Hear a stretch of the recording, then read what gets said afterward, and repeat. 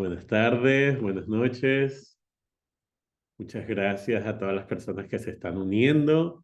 Muchas gracias, Natalia, en nombre de DBT Iberoamérica, por acompañarnos para esta clase o esta introducción de clase de, de trastorno narcisista de personalidad y cómo este nuevo término aparece en la DBT, cuestión que lo hace súper interesante. Estamos muy orgullosos desde DBT Iberoamérica. Bueno, mi nombre es Tony Oveji, pero estamos muy orgullosos desde DBT Iberoamérica de que continuamente sigas curiosa y sigas investigando sobre nuevos temas. Así que bienvenida y muchas gracias por tu presencia. Muchas gracias, Tony, y gracias a todos los que han mostrado interés y se están conectando. Y pues bueno, ya Tony les decía, mi nombre es Natalia Vargas, y lo dice también abajo del Zoom. Y pues bueno, yo soy entrenadora por parte de DBT Iberoamérica. Llevo ya algunos años trabajando muchos años trabajando con DBT y entrenando también a las personas en el modelo.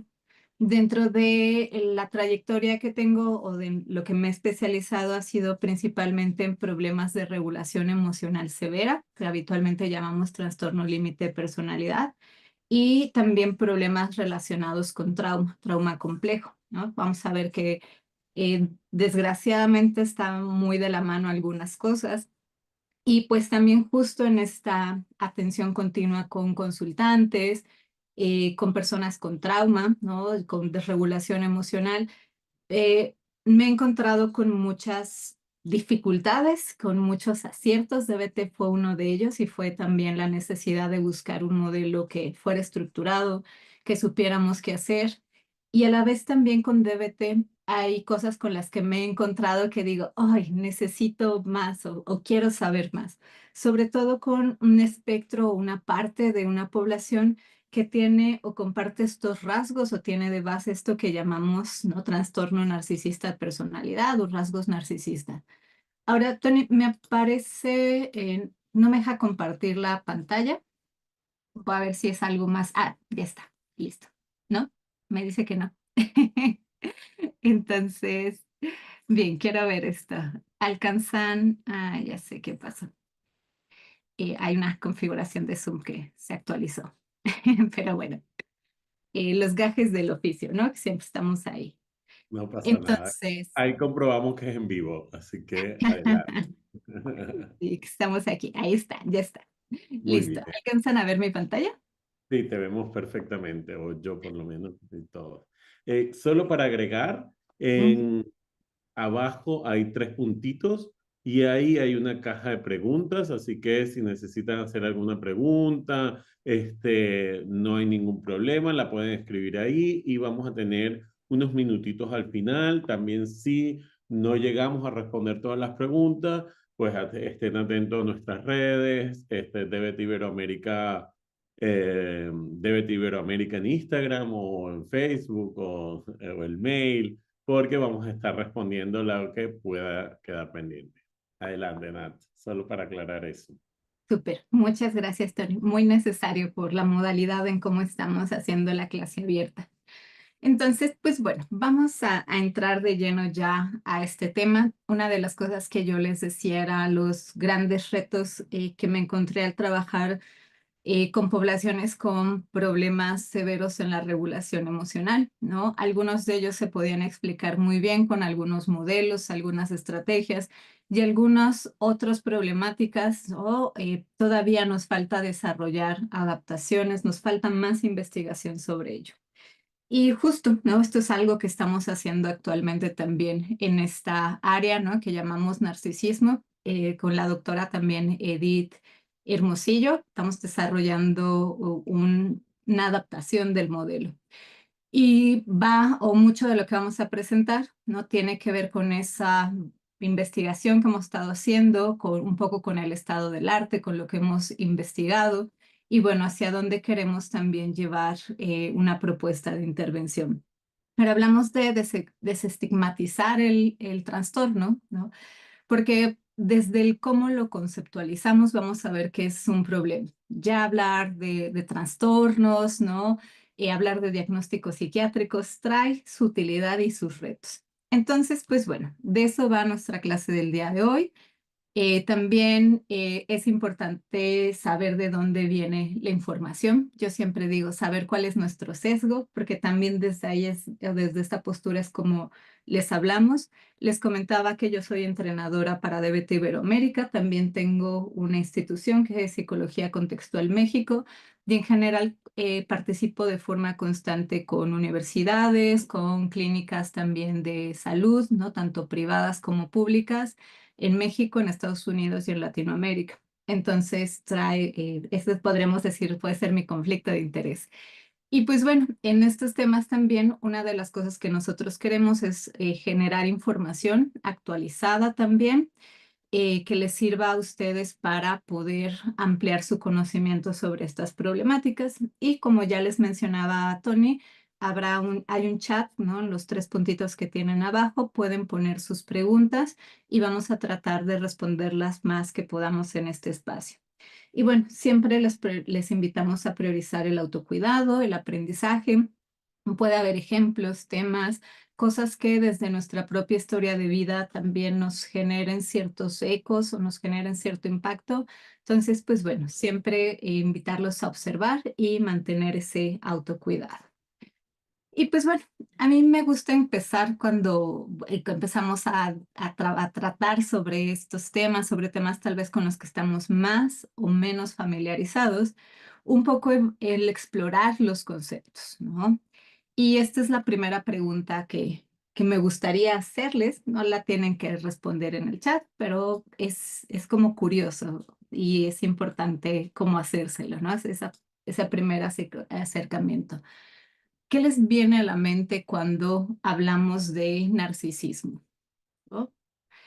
Yo pienso que la primera vez que escuché el término narciso más bien, o narcisismo, una persona me dijo que se relacionaba, esa persona a mi padre, ¿no? El término de narcisismo se relacionaba justo con el mito de Narciso, ¿no? Que es una de las historias que es muy, muy conocida en la mitología griega.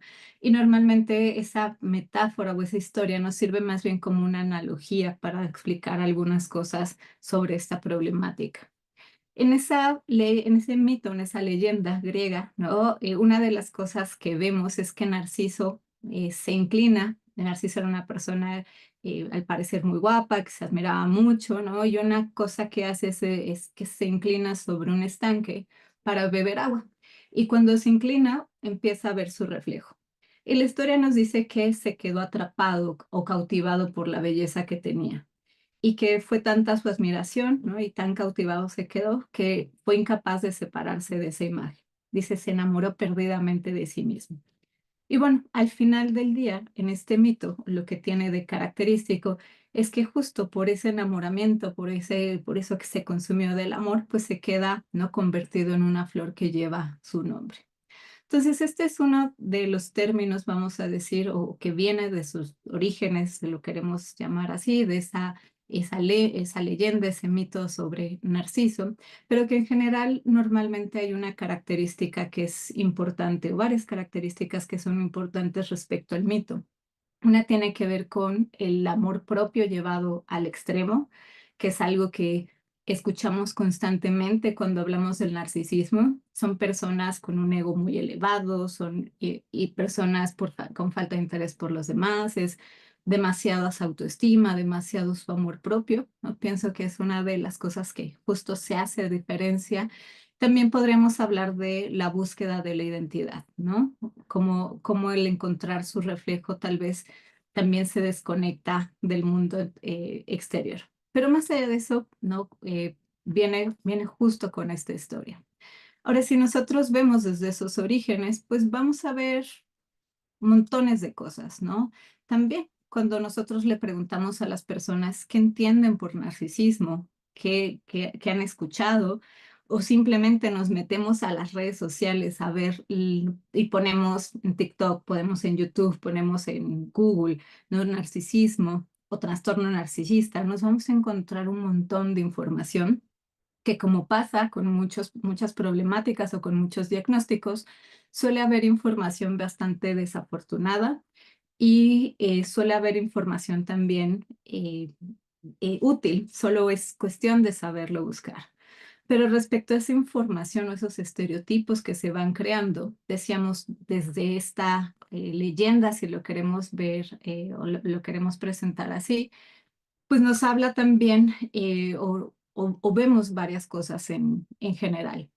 Vemos que las personas que les dicen que son narcisistas, lo que ya les mencionaba, suelen tener una gran autoestima, dicen que se aman demasiado. Vemos dentro de los mitos que las personas también cuando se les dice o se catalogan como narcisista, se conocen o se dice que son personas egoístas. También una de las cosas que yo me encuentro bastante en psicoterapia, a veces con colegas, y creo que tiene que ver desde mi experiencia con la propia formación, lo que me decían mis docentes en su momento, es que a las personas que tienen este clúster o estas características no había que darles terapia. Y no había que darles terapia porque la información que se les da en la terapia la van a usar para manipular a otros. Este es uno de los grandes mitos en la psicoterapia y vamos a ir como descartando también esto. También, ¿no? Nos hablan de que no hay empatía, de que no les importan los demás, que son sumamente listos y manipuladores y muchas veces los ponen como personas muy exitosas. Ahora decimos también muchas veces se van hacia un tema de género, podemos hablar más sobre los hombres, muchas veces como de los que recae esta parte del narcisismo. Ahora bien, vamos a ir viendo que todos estos realmente son mitos, son estereotipos, son creencias que nos fuimos generando, que no vienen de la nada, o sea, vienen también de a partir de observar ciertos comportamientos, ¿no? Cosas que interpretamos como una falta de empatía, una falta de amabilidad, temas relacionados con cómo manifiestan sus necesidades, ¿no? Cómo actúan. Y vamos a ver que esos estereotipos habitualmente están asociados con lo que en la literatura llamamos un tipo de narcisismo, ¿no? Con rasgos antagonistas, ahora lo vamos a ver, pero que hay una gran gama y una gran cantidad de cosas que se asocian a esta problemática. Ahora decimos, es un mito, ¿no? Que las personas tienen un gran autoestima, que se aman demasiado, porque cuando nosotros empezamos a irnos más allá de la topografía, más allá de cómo se ve el diagnóstico, empezamos a ver que por el contrario, son personas que tienen una inestabilidad, ¿no? Como muy grande, muy fuerte, una desregulación, podríamos llamar, respecto al tema de la autovaloración y el autoconcepto. ¿No? Son uno de los núcleos que vamos a ir viendo con esta problemática. No son personas que sean, vamos a decir, son personas egoístas.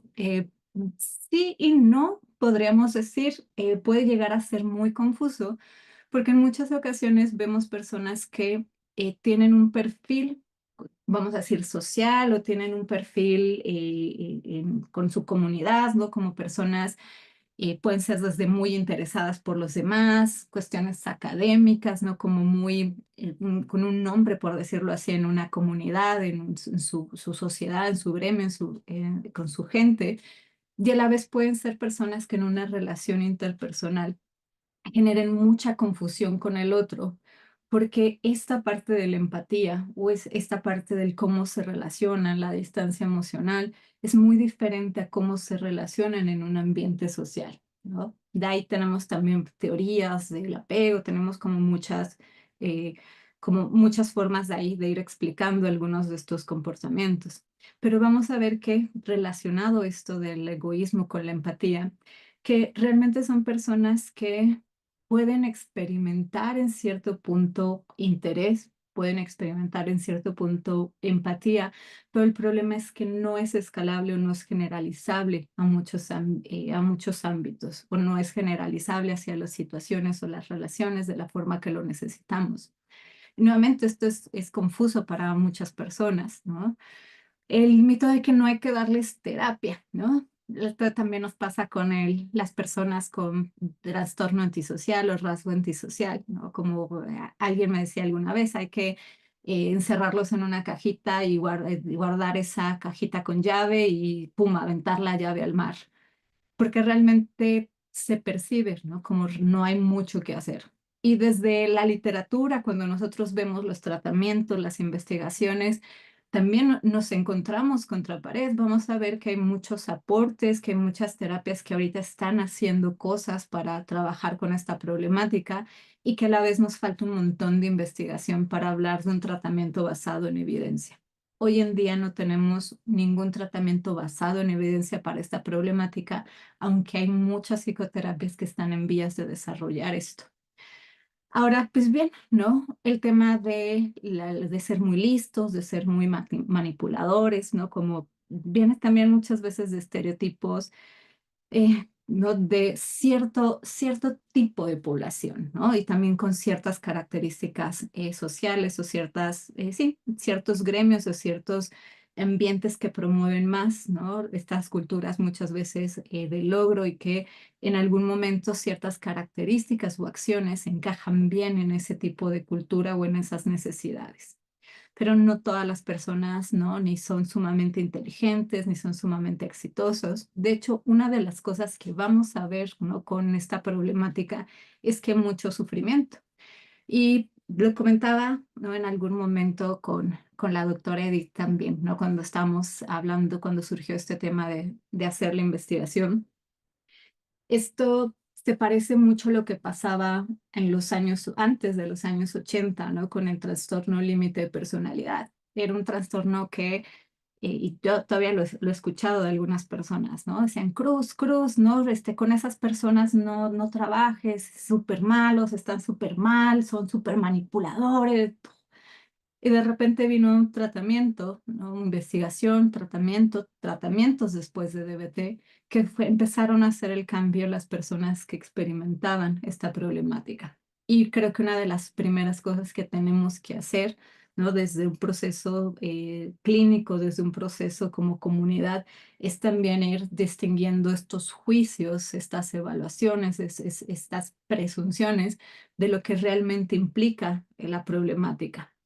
Ahora, esto no viene de la nada. Esto también viene alimentado mucho del cómo lo hemos conceptualizado a lo largo de muchos años. Si nosotros pues vemos desde el desarrollo de la problemática, pues, ¿no? Vamos a ir viendo que surge en una cuestión también relacionado con temas psicosexuales, después se fue desarrollando, ¿no?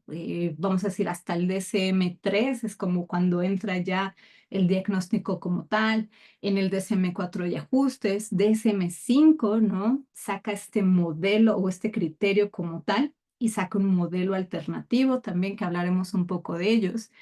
Y bueno, ¿no? Vamos a ir viendo también que en este desarrollo o en este tratar de conceptualizar esta problemática, también se fue definiendo, se fue cargando mucho, les decía yo, hacia un tipo de patrón o un tipo de narcisismo que vamos a encontrar en la literatura, que tiene que ver con algo que vamos a llamar grandiosidad y vulnerabilidad. Pero si nosotros revisamos las teorías, las investigaciones que hay, o sea, realmente esto es algo mucho más extenso.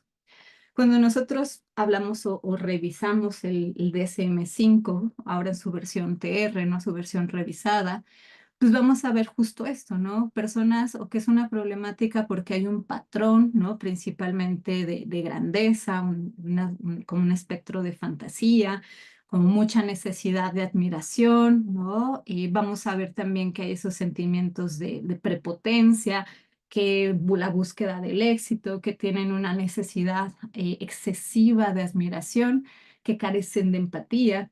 Y bueno, si nosotros empezamos a revisar estos criterios, una de las cosas que empezamos a ver es que por una parte no hay mucha investigación sobre el trastorno narcisista, ¿no? Con estos criterios o con esta clasificación. Lo que nosotros vamos a ver, ¿no? En este sentido es que si revisamos los estudios, pues la prevalencia nos hablan entre el 0,2% hasta el 6% de la población, ¿no? En Estados Unidos, a nivel mundial, que presentan, ¿no? Como esta problemática. Pero en sí, cuando nos metemos a ver los datos, no son muy, vamos a decir, no son muy ni descriptivos y tampoco son muchos los que hay. Entonces, esto, por una parte, promueve, ¿no? Como que nos empecemos a fijar en uno de los patrones o en una forma o en una manifestación específica bastante problemática en cómo se manifiesta, pero a la vez nos faltan datos y nos falta más información para poder abordarla. Y este es otro de los puntos importantes, como muchos de los diagnósticos que tenemos, los criterios diagnósticos del DSM o de otros sistemas de clasificación no suelen ser descriptivos. Es más una lista de síntomas, pero no describe y no explica tampoco el por qué o el cómo hacer algo diferente.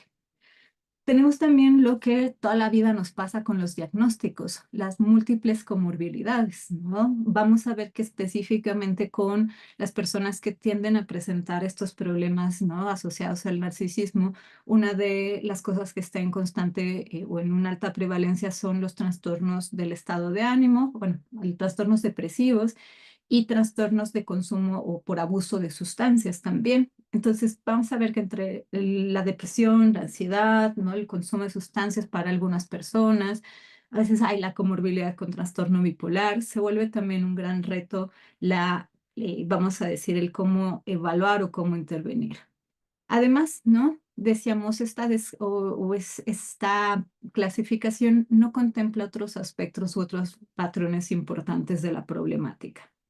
Entonces, bueno, veíamos, hay estos mitos o estos estereotipos, ¿no? Desde mi perspectiva, alimentados por una topografía, vamos a decir, por cosas que sí efectivamente se presentan o se miran muchas veces de esta manera, y a la vez también por la incapacidad que hemos tenido para poder abordar, ¿no? Por una parte describir y por otra parte abordar la problemática. Ahora bien, algo curioso o algo que pasó en recientes años fue, ustedes saben que cada cierto tiempo los sistemas de clasificación diagnóstica se van actualizando. Tanto el DSM-5, ¿no? Que va más hacia la parte psiquiátrica, como el CIE-11 o el ICD, si lo vemos en inglés, que en general es una clasificación de enfermedades y de mortalidad, ¿no? O sea, habla también de temas no solo de salud mental, sino en general de salud, ¿no? De enfermedad. Y una de las cosas que nos pasa aquí, ¿no? Y que fue también como muy bueno verlo y darse cuenta, es que hay varios cambios justo a partir de las investigaciones, de las limitaciones que tenemos sobre la falta de investigación, sobre la falta de descripción, y que el CIE-11 empieza a hacer una aproximación a poder abordar esta diferencia o estas carencias que se tiene, el cómo lo hemos estado abordando por muchas décadas. Una de las cosas que hace o que se ve aquí es que se cambia esta clasificación de trastornos de personalidad. Se asume a los trastornos de personalidad como un continuo. Se quitan las clasificaciones como tal de trastorno narcisista, de trastorno evitativo, y entonces lo que nosotros vamos a ver, ¿no? Es más bien que hay una serie de dominios, ¿no? De rasgos que nosotros vamos a evaluar, ¿no? Referente al tema de personalidad para poder empezar a hacer intervenciones diferentes. Es decir, está buscando esta aproximación que sea un acercamiento más transdiagnóstico, ¿no? Y menos a partir solamente de la categoría de síntomas. Entonces, en esta nueva aproximación, lo que nosotros tenemos, o esta propuesta en el CIE-11 también, es que se va a centrar en evaluar el funcionamiento en general de las personas, qué tan deteriorado está, ¿no? Y cuáles son los dominios, cuáles son esos patrones, esas características que son más dominantes en esto que llamamos, ¿no? La personalidad. Cuando hablamos, ¿no? En ese aspecto, en este sentido de la personalidad, ¿no? Por lo menos para términos del CIE, el CIE-11, lo vamos a ir viendo, ¿no? Como justo esos patrones que están ahí, que se presentan más o menos de forma continua. Ahora, decíamos, en este punto hay varias cosas que se cambian. Hablamos, ¿no? Sobre empezar a evaluar la afectividad negativa como un dominio, ¿no? Un rasgo de dominio. Y normalmente esto se va a referir a experimentar emociones negativas, ¿no? Tristeza, enojo, ira, ansiedad, ¿no? Vamos a estar hablando de rasgos disociales, ¿no? Que tiene que ver como justo esta parte donde las normas, los derechos, como toda esta parte social se vive con mucho desprecio, ¿no? Se rechaza, hay esa parte de falta de empatía, hay agresión, hay incapacidad también, ¿no? Para mantener o para tener conductas prosociales, ¿no? Entonces se tiene como esos aspectos. La desinhibición, ¿no? Que está muy relacionada a la impulsividad, ya la búsqueda también de, o más bien a la dificultad para controlar impulsos. El tema de desinhibición, ¿no? Que tiene que ver también con actuar de forma impulsiva ante impulsos internos o ambientales, ¿no? Como sin mucha consideración de las consecuencias a largo plazo, ¿no? Y pues bueno, tenemos el tema anacástico, que tiene que ver con, ¿no? Temas de control o de sobrecontrol, ¿no? La regulación de la conducta o sobreregulación de la conducta, y el distanciamiento, que tiene que ver básicamente con este distanciamiento emocional e interpersonal, ¿no? Finalmente, también una de las cosas que ponen o que cambian esta clasificación es que con el propósito también de que se puedan seguir otorgando tratamientos basados en evidencia, ¿no? Como con estas pautas internacionales, como todo lo que se ha hecho también respecto al trastorno límite de personalidad, que es realmente en los trastornos de personalidad el que tiene más avances o en el que se ha estudiado más. Pues bueno, se deja también el patrón límite, ¿no? Para poder seguir sobre esta línea. Entonces, bien, decíamos, tenemos problemas asociados a las propias formas de cómo lo vemos, de dónde viene, de cómo surgió, y a la vez se ha estado buscando también poder generar más un cambio o poder buscar una aproximación con factores en común. Ahora, dentro de estos factores en común, bueno, dominios en común, vamos a llamarlos de rasgo, también vamos a ver que si bien es una buena aproximación y empieza a ayudarnos a ese acercamiento, tenemos otra problemática también, eh, por lo que no nos es suficiente. Al final del día, estos dominios de rasgo vienen con mucha investigación y también hay cosas que nos quedan fuera, ¿no? De perspectiva o fuera de las investigaciones o fuera de este aporte también del cómo se ha estado haciendo. Cuando nosotros revisamos no solamente el marco de las clasificaciones diagnósticas, sino el marco de las teorías, nos vamos a encontrar también con algunas problemáticas, ¿no? Puros problemas estamos marcando. Es importante porque a partir de identificarlos los podemos solucionar. Como ustedes ven, hay una gran cantidad de teorías que buscan generar vamos a conocimiento sobre el modelo, sobre la problemática, y que buscan a partir de esto desarrollar intervenciones y a partir de esto generar, ¿no? Como un cambio en la vida de las personas. Voy a mencionar algunos, hay muchos más modelos. Estos son algunos de los que más se hablan cuando hacemos una revisión sobre narcisismo. De hecho, ustedes van a escuchar narcisismo maligno, narcisismo saludable, narcisismo patológico, y es algo que en psicología en general, en salud mental solemos tener mucho, ¿no? Como muchos nombres, como desde un marco de referencia teórico diferente, que tratan de explicar el mismo fenómeno, ¿no? Pero desde una filosofía o desde un término diferente.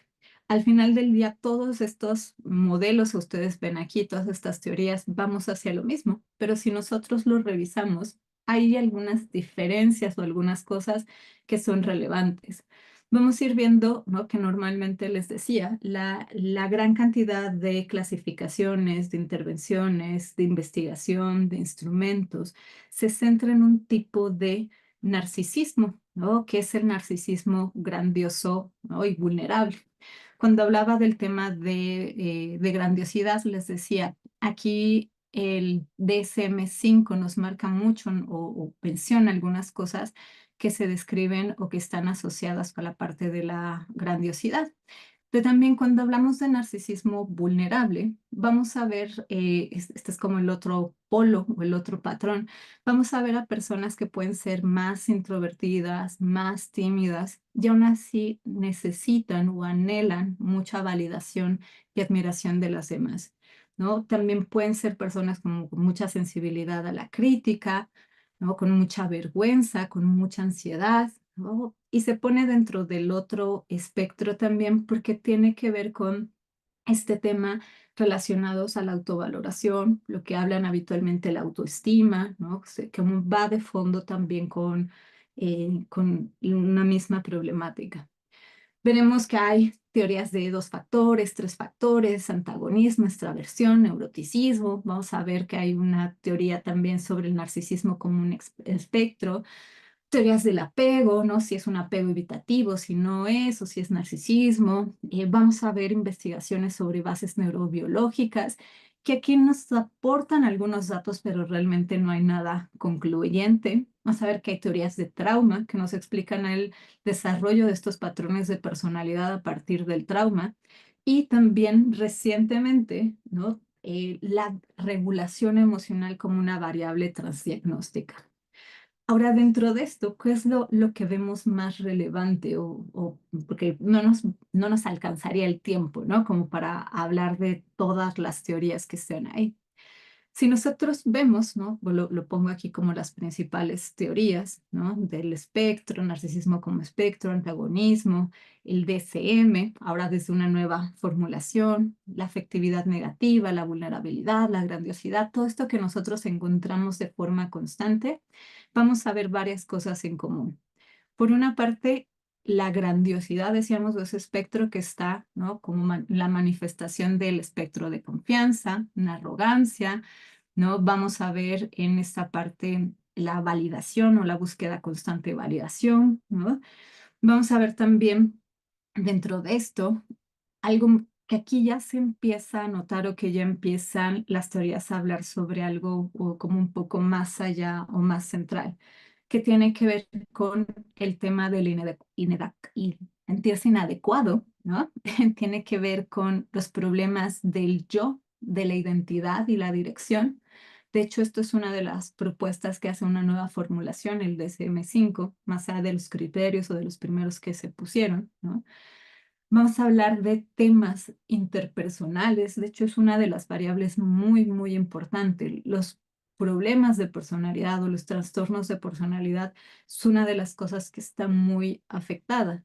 La percepción del yo, la inestabilidad del yo, es decir, esos marcos autorreferenciales, autoevaluativos, ¿no? Como ese filtro, si lo queremos ver, sobre nosotros mismos, ¿no? Y cómo esto también afecta en cómo nos relacionamos, cómo nos limitamos, cómo nos percibimos, ¿no? Cómo incluso hay cierta tendencia de pensamiento cuando tenemos, ¿no? Como de base también una problemática asociada a esas evaluaciones y esa inestabilidad. Que eso se comparte también mucho, decíamos, con otros diagnósticos como el TLP. Normalmente con el TLP hablamos sobre una inestabilidad del self, ¿no? Cuando vemos narcisismo, vemos también problemas con el self o con el yo, ¿no? Sobre todo con esas autovaloraciones, ¿no? O sí, ese marco de autorreferencia, esos ojos con los que se ven o como creen que los ven también las otras personas. Entonces empezamos a hablar de esto, empezamos a ver también como una variable importante el tema emocional, del cómo se presentan diferentes manifestaciones, ¿no? Hipersensibilidad, por una parte, a ciertos estímulos relacionados con crítica, el tema de la impulsividad, ¿no? La falta de reflexión. Y hay un tema, o hay uno de estos espectros, por decirlo así, que está relacionado con lo que suele costarnos más trabajos en la intervención, que le llamamos antagonismo. Vamos a hablar del antagonismo como las conductas, ¿no? que presenta una persona que implican estar en desacuerdo con otra persona, que podríamos decir, pues yo no estoy de acuerdo y pues listo, pero en este desacuerdo suele ser o suele demostrarse ese desacuerdo en un sentido exacerbado, ¿no? Como muy amplificado. Por ejemplo, con este sentido de mucha autoimportancia, de merecimiento, de un trato especial, ¿no? Y por ahí, cuando esto no es cumplido, no es satisfecho, entonces empezamos a ver estas conductas habitualmente que son, ¿no? Las que más nos cuestan trabajo y es en las que hemos encasillado habitualmente en salud mental a esta problemática también. la manipulación, la deshonestidad, la hostilidad, ¿no? Como todos estos rasgos que implican un efecto en el otro, donde el otro también va a tender a, o por una parte va a depender siempre de nuestra historia de vida, ¿no? Va a tender a ser complaciente si es que tenemos una historia a lo mejor de trauma o una historia de desregulación muy severa. Va a tender uno al enojo, ¿no? O va a tender uno a alejarse de esas personas que tienen esos comportamientos. ¿Por qué? Porque simplemente a mí no me gusta que me traten de esta manera, no me gusta sentirme manipulada, no me gusta que, ¿no? Sentir que están sacando ventaja de mí o que le debo a alguien. Y entonces las personas también empiezan a tener vamos a decir, ese aislamiento. Y las personas que se quedan en esa interacción suelen tener ciertas características también que van a empezar a generar esos patrones normalmente de relaciones bastante retadoras, bastante problemáticas. De hecho, una de las cosas que nosotros buscamos o cuando buscamos el tema de las intervenciones con narcisismo, vamos a estar viendo también, ¿no? Dentro de los efectos o los focos de la intervención, conductas asociadas con violencia, ¿no? Como con relaciones problemáticas y con violencia intrafamiliar. Entonces, ¿no? Cuando empezamos a revisar la literatura, esto también nos empieza a brincar mucho. Y claro, ¿no? También desde la perspectiva clínica es bien difícil de repente cómo manejamos una persona donde no nos está diciendo la verdad o no nos está diciendo las cosas que necesitamos para poder ayudarle a generar un cambio. Bien difícil cuando hay una persona que nos devalúa o devalúa el trabajo de forma constante. Y esto va a ir trayendo en DBT le llamamos ciertas transacciones, ¿no? En otros enfoques les llaman el tema de la transferencia y la contratransferencia. Nosotros en este modelo normalmente hablamos que las cosas que hacemos tienen un impacto en los demás y no solamente un impacto de recibir, sino también suelen transformar a la persona. Entre más me quejo yo, más genero repele o desagrado en las personas y a la vez la persona va a manifestar ese desagrado conmigo. ¿Qué pasa? Que entre más desagrado manifiesta conmigo, tal vez más enojada, más indignada me siento, más hay una expresión emocional más elevada y esto se empieza a volver esos ping-pong, ¿no? Donde tenemos esas interacciones bastante problemáticas.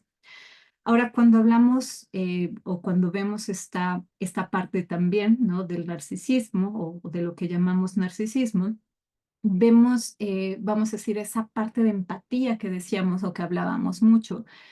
Y que por una parte les decía yo, no es que no las personas no tengan empatía, pueden llegar a ser muy empáticos. El problema es que no se generaliza o se queda en cierto nivel muy básico también o muy superficial. Y esto empieza también a tener problemas o empieza a generar problemas en la interacción. Ahora, vamos a ver que hay algunas cosas dentro también de las bases neurobiológicas que nos hablan, ¿no? O por ahí nos hablan del papel de la ínsula anterior también para el tema de la empatía y vamos a ver que por ahí se presentan, ¿no? Como algunas alteraciones en corteza cerebral también, pero nuevamente no son cosas concluyentes, sin embargo, nos habla o nos dice también que por ahí, ¿no? Como todo puede llegar o hay un correlato biológico y que este problema se trata más allá de una persona que suele ser egoísta o que se ama demasiado a sí mismo, sino que pareciera más bien, ¿no? Que es una persona o que tienden a ser personas donde hay una hipersensibilidad a ciertos estímulos. Específicamente nos habla la literatura hipersensibilidad a la crítica, nos habla también de personas que están en constante amenaza o la percepción de una constante amenaza por esa sensibilidad que se tiene a la crítica. Y a partir también de esto, hay una serie de patrones, de formas de afrontar, de funcionar, que tratan de resolver este sentido de amenaza, que tratan de resolver también esas incongruencias o esas percepciones cuando se ven amenazados, el cómo impacta en su autopercepción y cómo las personas tratan de resolverlo de diferente manera.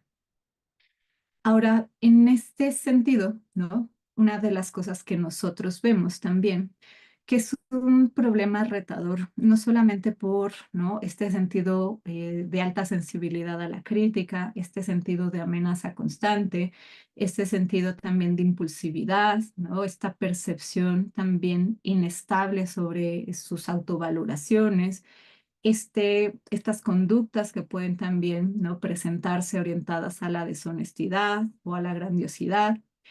Y decíamos también, ¿no?, cuando nosotros vemos o cuando las personas llegan a consulta por estos temas, habitualmente no llegan y es como, tengo un trastorno narcisista, me voy a tratar, ¿no? A diferencia tal vez de lo que vemos con consultantes con TLP que llegan con un diagnóstico, ¿no? Que llegan, pues es que es mi TLP, voy a trabajar y aquí hay un tratamiento. Lo que vemos con esta problemática no es así. Nosotros vamos a ir viendo que habitualmente las razones para buscar el tratamiento tiene que ver muchas veces con las exigencias de otras personas, porque ya van a terminar la relación, porque le piden terapia de pareja, porque ella hizo algo muy malo en un estado tal vez intoxicado, entonces necesita terapia. Vamos a ver que se presentan también por frustraciones mucho en la vida cotidiana. No me dieron el ascenso, no pasó esto que esperaba, ¿no? Que eso los pone mucho en tela de juicio del por qué el término de relaciones o de parejas, un poco este cuestionamiento, pero ¿por qué me dejó? ¿No? Crisis, vamos a ver también crisis referente a estas problemáticas, al estado de ánimo y también por tendencias, ¿no?, o comportamientos relacionados a riesgo suicida. Normalmente llegan, o lo que nos habla la investigación es cuando hay tentativas previas y además han sobrevivido y son tentativas, ¿no?, realmente severas. Ahora, todo esto vamos a ver que tiene un patrón también, decíamos, de vulnerabilidad, que se parece mucho, o en síntomas, vamos a decirlo así, o en algunas conductas, se parecen mucho a los problemas que se presenta en el trastorno límite de personalidad con la desregulación severa, ¿no? Entonces, ¿no? Decían, compartimos como cierto clúster y a la vez ciertas o muchas diferencias a pesar, ¿no?, de que tienen algunas cosas de base, como el tema de la regulación, como el tema de la percepción, como el tema de la alta sensibilidad, como esa dificultad también, ¿no?, de actuar probablemente de una manera diferente. Ahora, otra de las cosas que nos encontramos, ¿no?, son los obstáculos en el tratamiento. Y estos obstáculos vienen por ambas partes. Por una parte, ¿no?, el consultante puede tener una motivación centrada en los otros para resolver el problema, ¿no?, o para asistir a tratamiento más bien. O sea, yo vengo porque pues, me van a dejar, pero no porque realmente tenga algo que yo crea que quiero trabajar. Ese se vuelve uno de nuestros primeros retos, así como, entonces, ¿no? Vienen muchas veces, o algo de lo que vamos a ver como con muchas otras problemáticas, el tema del compromiso, las faltas, ¿no? Como que no están muy convencidos de que necesiten una terapia o que un terapeuta les pueda ayudar. Una de las cosas que son muy retadoras dentro de las sesiones es esa alta hipersensibilidad a la crítica, ¿no? Esa alta reactividad, porque nos hace también empezar a sentir que tenemos que caminar sobre cascarones de huevo, ¿no? Que tenemos que cuidar mucho las palabras para no tener un estallido emocional, para que el consultante no abandone el tratamiento, ¿no? Si ustedes se dan cuenta, esto se parece mucho a otros problemas que trabajamos con DBT, la idealización del terapeuta, las faltas, el abandono, las mentiras, ¿no? La falta de pagos, ¿no? El involucrar a otras personas de forma inadecuada, por ejemplo, a los familiares, a la pareja, al hacerlos responsables de cosas tal vez que le tocan al consultante.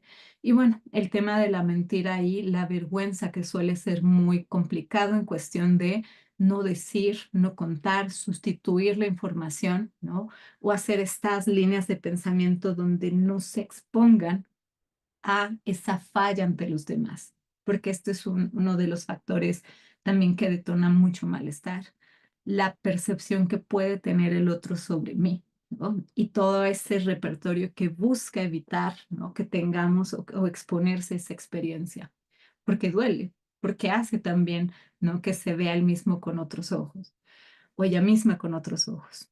Entonces tenemos temas que propiamente vemos mucho en DBT, ¿no? Que propiamente tenemos estrategias muy específicas y a la vez tenemos una transacción muy problemática que tiene que ver con estas conductas de devaluación, con estas conductas, si ustedes recuerdan, les decía, más asociadas hacia el antagonismo, con la omisión de información, con el tema de la hostilidad, que puede hacer que el terapeuta, ¿no? Por una parte, empiece a juzgar, empiece a delimitar como el problema, como es una persona que no tiene tratamiento, que no quiere mejorar, ¿no?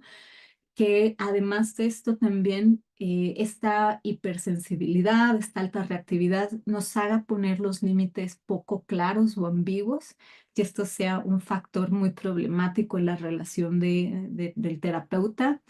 Y nos puede pasar también en esta parte que tengamos una postura muy enjuiciadora. ¿Por qué? Porque hay algunas conductas que por propio autocuidado uno dice, ok, corre de ahí, ¿no? O sea, esto está mal, esto no debe pasar. Y que a veces también esta es la forma, muchas veces que nosotros hacemos o los atajos que hacemos, ¿no? Con alguna función, a veces de protegernos, a veces económica, a veces los terapeutas estamos muy burnouteados. Y es una de las cosas que vemos también que pasa mucho. Hay una postura muy enjuiciadora o moral hacia las acciones de los consultantes y no se observa en términos de las funciones o de lo que implica, ¿no? Ese comportamiento, para qué sirve, la utilidad que puede llegar a tener, ¿no? Independientemente que el método sea inadecuado, sea poco útil, ¿no? Al final del día, cuando una persona toma una postura de omitir la información, decir mentiras, puede ser que esté muy avergonzada y que tenga una función protectora. Y el problema no es que se quiera proteger, el problema es la forma o es el cómo. Cuando una persona se siente tan mal consigo mismo, siento tanta amenaza que otros lo miren con ojos, ¿no? De desprecio, que los otros lo miren con el rechazo, con indiferencia, porque pasa mucho con estos problemas. Las personas se hartan, ¿no? Los etiquetan, es el loquito, déjalo, ¿no? Es súper exagerado, el lord, la lady, y claro, ¿no? O sea, las personas también, el otro lado busca protegerse. Sin embargo, ¿no? Como es esa etiquetación constante también, no es algo que esté fuera de los ojos de las personas. Ellos saben, ¿no? Son conscientes que los miran con esos ojos, y esto no es algo que nadie quiera experimentar.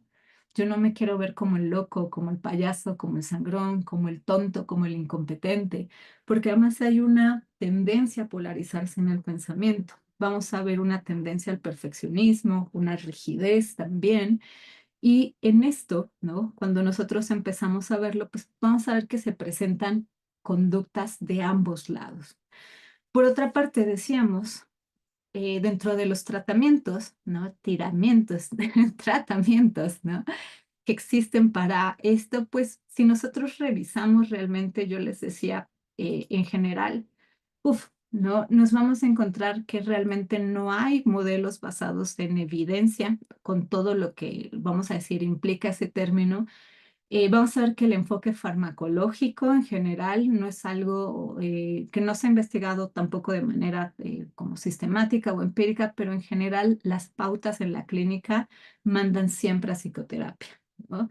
Y dentro de las psicoterapias que tenemos, que se están desarrollando con investigación para trabajar con estos enfoques, viene mentalización, viene terapia centrada en la transferencia, viene terapia centrada en esquemas, ¿no? Y terapia dialéctica conductual, normalmente en las guías clínicas la marcan como una opción para personas que tienen esta comorbilidad con trastorno límite o que tienen conductas autodestructivas significativas. Ahora, si nosotros revisamos también, ¿no? Los otros modelos que tienen corte psicodinámico y demás, pues vamos a ver, ¿no? Como conceptualizaciones o aproximaciones mucho también en el tema interpersonal, en esta transacción que nosotros le decimos en DBT y en esta parte del yo, la conciencia del yo, y la evaluación del yo, ¿no? Y el apego o la interacción. Entonces, una de las cosas que es como riquísimo cuando nosotros estamos leyendo esto es ver cómo lo conceptualizamos y cómo miramos, ¿no? De repente esto de formas tal vez parecido, así como en algunas cosas pueden haber aportes, tal vez desde diferentes marcos de referencia sin ser eclépticos, es decir, ¿qué están haciendo los otros? Que pareciera que hay algunos datos que empieza a funcionar o que empieza o que se puede empezar a desarrollar una línea, una hipótesis sobre esas referencias. Ahora, pues, si nosotros lo vemos desde aquí, ¿no? Si lo tratamos de conceptualizar como propuesta, vamos a verlo, a mí me gusta explicarlo así como patrones rígidos de comportamiento que son insensibles, ¿no? Al contexto, a las situaciones, que normalmente tienen que ver con toma de perspectiva, con la atención, con la conciencia incluso del problema, porque esto también es muy importante. Cuando hablamos de los motivos de consulta, la mayoría de los motivos de consulta tiene que ver con temas externos, no tiene que ver propiamente con un reconocimiento de una problemática concreta. Y desde ahí tenemos un primer foco en la intervención. Cuando hablamos también de estos problemas, totalmente el marco de autorreferencia o la evaluación sobre uno mismo es inestable y tenemos que ayudar a las personas en esa parte a generar estabilidad, como lo vamos haciendo, ¿no? Con muchas veces con las intervenciones con trastorno límite de personalidad, nos centramos a partir de regular, ¿no? Empezar a generar esa conciencia, esas experiencias, vivirlas menos abrumadoras para poder entrar a trabajar sobre ello, ¿no? También hay un tema importante, ¿no? Hay una dificultad y esto se nota o se refiere en investigaciones y en las teorías, hay una dificultad para regular las emociones. Y hay dos emociones que suelen ser muy problemáticas en la revisión bibliográfica, que tienen que ver con el enojo y la vergüenza. Y las manifestaciones de estas con los demás son los que también generan que las personas no puedan o no pidan ayuda en el caso de la vergüenza, o las personas alrededor de ellos no estén dispuestos a dárselas en el caso del enojo. Y entonces vuelve un problema de rechazo, de aislamiento, ¿no? De patrones que buscan también generar una forma de resolverlo, pero que son totalmente inefectivos, ¿no? En muchas áreas. Tenemos un especial énfasis, decíamos, en la interacción social, en el sentido de amenaza, porque claro, si una persona está crónicamente en amenaza, funciona también o la biología del acercamiento, de la parte de la confianza, es bien difícil llegar a esto, hasta biológicamente son dos mecanismos diferentes que son incompatibles, ¿no? Y una de las cosas que hipotetizamos es que las personas están crónicamente en esta sensación de amenaza o de riesgo, ¿no? Y esto normalmente, decíamos, afecta también en estas reacciones. La polarización, la inflexibilidad cognitiva. Y bien, al final de esto, ¿no? Nos lleva a un tema que está o que podemos normalmente asociar o encajar con temas de desregulación, como lo hacemos en otras problemáticas o en otros diagnósticos y la comorbilidad de los mismos. Ahora, ¿qué tenemos que hacer o en esta parte? Bueno, tenemos que hacer mucha investigación, tenemos que adaptar estas transacciones especialmente problemáticas, estas conductas o estos obstáculos que no dejan que se mantengan en tratamiento los consultantes o que se les brinde una intervención adecuada.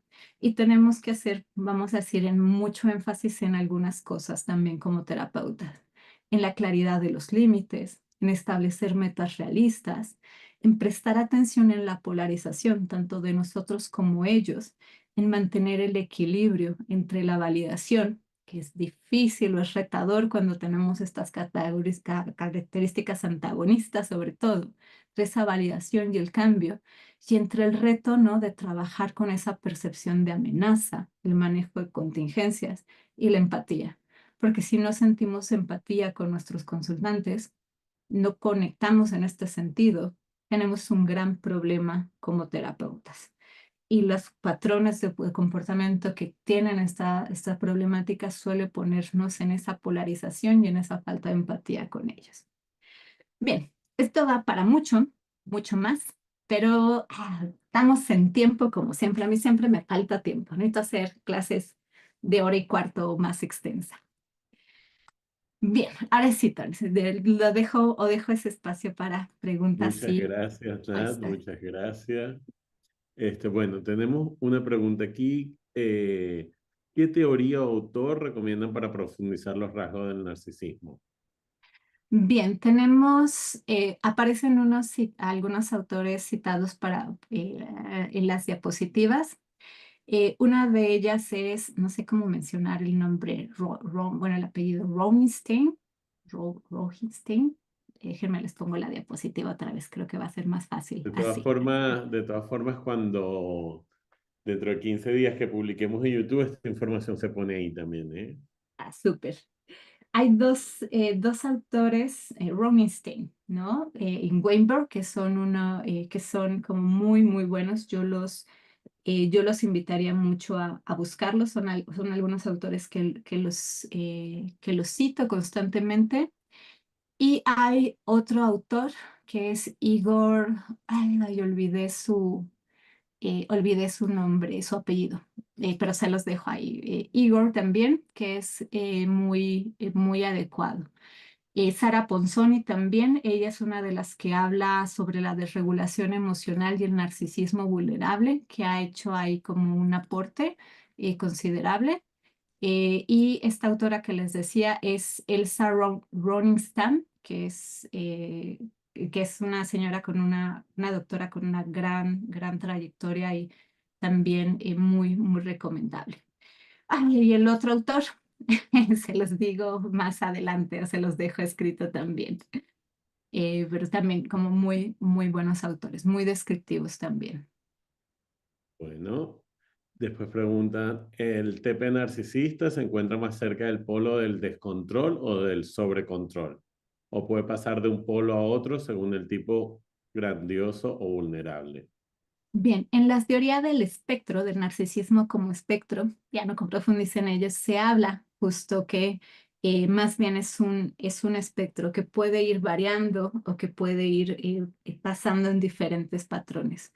Una de las cosas que hay que recordar es que estos problemas no vienen de la nada. Esta problemática se establece desde nuestro modelo, lo vemos así, con una historia de aprendizaje, con contextos que refuerzan también ciertas interacciones. Entonces, vamos a ver que esto es lo que es muy confuso para algunas personas, que en algunos ambientes estas personas son muy carismáticos, son muy amables, son encantadores, pero a lo mejor en la relación de pareja, ¡pum!, ¿no?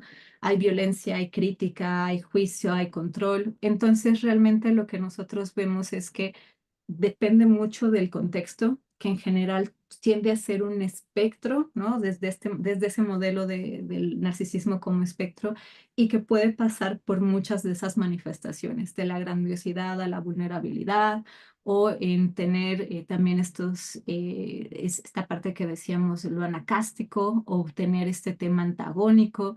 Entonces, en general, las teorías nos dicen también que esto va variando. Bien. Bueno, tenemos una pregunta que yo digo que es una clase completa, pero bueno, te la voy a hacer y dice, a diferencia de los trastornos límite de personalidad, los estudiosos que utilizan tratamientos como la terapia focalizada en la transferencia y la terapia de mentalización mencionan que el tratamiento dura varios años. ¿Cómo se puede organizar esto en el tratamiento basado en terapia dialéctico-conductual? Sí, es una clase. Bien, Sí. en general sí. Lo que nosotros vamos a ver, incluso los criterios de inclusión y de exclusión de las terapias suelen ser diferentes en mentalización, en TFP. Hay una colega con la que trabajo que está muy familiarizada con ese tema y dice, sí, normalmente, o como cuando hay mucho tema de riesgo, demás, pues suele entrar primero como a la estabilización en DBT y ya después se van para acá, ¿no? Me decía eso ella. No sé realmente si eso sea así porque no estoy tan familiarizada con los modelos. Más bien desde esta parte y desde DBT lo que hacemos es trabajar sobre etapas de tratamiento, ¿no? Tenemos una primera etapa que es la que tiene más investigación, que está relacionado al descontrol conductual, conductas que atentan contra la vida, que vemos que están ahí, que pasan de repente medio desapercibidas en el narcisismo porque hay otros factores que lo tapan, pero que están ahí, que suelen ser potencialmente letales. regresando al descontrol, conductas que atentan contra la terapia, conductas que atentan severamente contra la calidad de vida, ¿no? Por decir algunas cosas de la primera etapa. Y vamos organizando esto, ¿no? En niveles de descontrol y vamos haciendo etapas en el tratamiento. Realmente esta adaptación que estamos proponiendo se está desarrollando, ¿no? Tenemos un modelo un modelo biosocial, con, ¿no?, bases biológicas que estamos, ¿no?, como rastreando el tema de las transacciones, el efecto del ambiente, los tipos de ambientes también, de estilos de crianzas que van promoviendo estos patrones de funcionamiento, de pensar, sentir, actuar. Y es un tema complejo, ¿no? Porque al final del día estamos viendo que efectivamente mucho de la problemática se puede explicar con este factor transdiagnóstico que es la regulación emocional. Y además el modelo como está de DBT, pero necesita algunos ajustes, sobre todo con esto que decíamos, con el antagonismo, con lo que tiene que ver con la mentira, la deshonestidad, la manipulación. Ahí, en general, en las psicoterapias es donde está nuestro mayor reto, desde mi perspectiva también por cómo impacta en el terapeuta, ¿no? Con los ojos que empezamos a ver al consultante. Y el siguiente reto durísimo en cómo organizamos esas etapas de tratamiento también tiene que ver con esas dos emociones problemáticas que les decía, con esa tendencia más a la vulnerabilidad o la fragilidad, que tiene que ver con la vergüenza, ¿no? Y la culpa y el enojo, que si bien cuando uno, por ejemplo, se desregula con el llanto, con la tristeza, puede ser difícil, ¿no? Como ver que alguien está llorando y llorando y llorando, pero la tendencia es acercarse, tal vez, ¿no? Como, aquí estoy, ¿no? Te quiero, aquí estoy, te apoyo. Pero cuando alguien está enojado, está iracundo, la tendencia no es acercarse. La tendencia es como, quítate de aquí, me das miedo, no te vuelvo a ver, estás loco. Y claro, ¿no? Esa manifestación, el cómo se manifiesta el enojo, es muy problemático y es muy castigada también en una cuestión social. Y es comprendible, ¿no? O sea, cuando tenemos poco de balance emocional decimos, no, pues a mí que me estén gritando, me estén insultando, no. O sea, eso es lo saludable, pues, como de hacer retirarse. Pero para la persona que no puede salir de ese ciclo, es algo bien complicado. Pues decimos que hay mucho dolor atrás de esto, ¿no? No son personas que se amen demasiado, son personas que su autoconcepto, su valoración constantemente está frágil, está en tela de juicio, están en amenaza y todas esas acciones que tienen muchas veces esa función, ¿no? Como de protección, pero el método es lo que es demasiado problemático, ¿no? En la atención y en la petición de ayuda. Muy bien, bueno, No sé Nat, si lo respondí, pero, tenemos pero más por ahí. preguntas, pero nos quedamos sin tiempo. Ahí las voy, de todas formas las anoté y cuando empecemos a hacer publicaciones vamos a ir respondiendo también para seguir hablando del tema, que es un tema bastante nuevo, bastante novedoso y un gran abordaje. Así es. Y por ahí también aprovecho para comentarles, ¿no? Además de que tenemos ese espacio este espacio de clases abiertas, pues una de las cosas que tenemos son capacitaciones constantes, ¿no? Entonces tenemos curso de Bogus, ¿no? Trauma, tenemos temas de aceptación radical, tenemos temas de MDR, habilidades, abuso de sustancias, conductas suicidas, ¿no? Entonces hay un gran catálogo, ¿no?, para seguirse formando. Tenemos un próximo congreso el año que viene de DBT, ¿no? También internacional, por ahí de junio ya les estaremos avisando, estaremos presentando también avances y también estar muy al pendiente porque este es un tema en vías de desarrollo. Ahorita es como esta primera aproximación, compartirlo con ustedes, pero bueno, nos falta un camino todavía que hacer y que compartir. Muy bien, bueno, muchas gracias, Nat. Yo nada más a agregar con tema de Martin Bojus que se está manejando el modelo de trauma de PTSD para trauma. Se va a hacer el avanzado para las personas que ya hicieron el nivel uno. Eso va a ser en diciembre y en febrero se va a tener el intensivo de todo el modelo, también con Martin Bojus, creador del modelo, para que estén para trauma. PTSD nivel uno también cordialmente invitados. Esto es en febrero. ¿ok? Bueno, muchas gracias, Nat, por este espacio. Muchas gracias a todos y todas los que se conectaron. Un placer y bueno, seguimos viéndonos donde la DBT nos encuentre. Muchas Chao, gracias, chao. Hasta gente. luego. Tarde, noche. Bye.